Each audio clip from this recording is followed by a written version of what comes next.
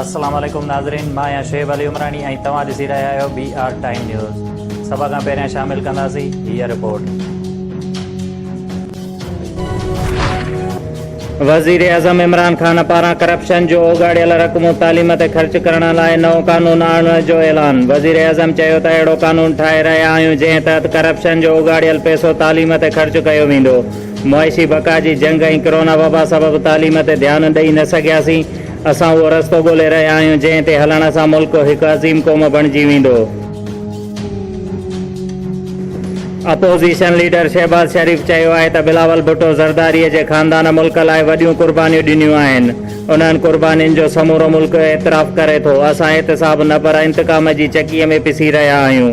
इस्लामाबाद में Pakistan bar council जे APC खे ख़िताब कंदे शहबाज़ शरीफ़ चयो त बिना फ़र्क़ जे एहतिसाब कयो वञे त काबीना जा अध खां वधीक माण्हू न बची सघंदा।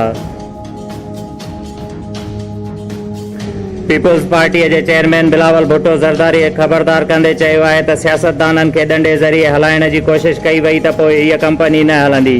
पार्लियामेंट मां ज़बरदस्ती क़ानून पास कराया पिया वञनि। 19वीं तरमीम बि हिकु धमकीअ ज़रिए मंज़ूर कराई वई। इस्लामाबाद पाकिस्तान बार काउंसिल जे APC खे ख़िताब कंदे हुन चयो त असां जमहूरियत लाइ वॾियूं क़ुर्बानियूं ॾिनियूं आहिनि। इलेक्शन कमीशन सिंध में मकानी चूंडुनि लाइ तकबंदियुनि जो नोटिफिकेशन वापसि वठी छॾियो। इलेक्शन कमीशन 31 अगस्त ते सिंध में नयूं तकबंदियूं करण जो शेड्यूल जारी कयो हुयो। PP सिंध इलेक्शन कमीशन खे दरख़्वास्त ॾिनी हुई त सिंध में नई तकबंदियुनि लाइ क़ानूनी घुर्जूं पूरियूं करणियूं पवंदियूं। Regional police officer Hyderabad doctor Jamil Ahmed Shaheed Benazirabad police range जे दौरे दौरान ASI मां प्रमोशन थियल सब इंस्पेक्टर जे उहिदे ते तरक़ी माणण वारनि पुलिस ऑफिसरनि खे बेज लॻाए रहियो आहे। जंहिं मौक़े ते DIG मज़हर नवाज़ शेख पिणु मौजूदु हुयो। डिस्ट्रिक्ट नौशहरा फेरोज़ पुलिस पढ़ीदन पुलिस इश्तिहारी जवाबदार सिकंदर खोसो भिटशाह थाणे जे क़त्ल केस में घुर्बल हुयो गिरफ़्तार करे वरितो।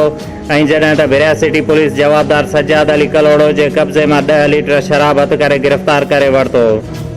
शुएब अली उमराणीअ खे ॾींदा इजाज़त। वधीक ख़बरुनि ऐं अपडेट्स लाइ ॾिसंदा रहो BR टाइम न्यूज़।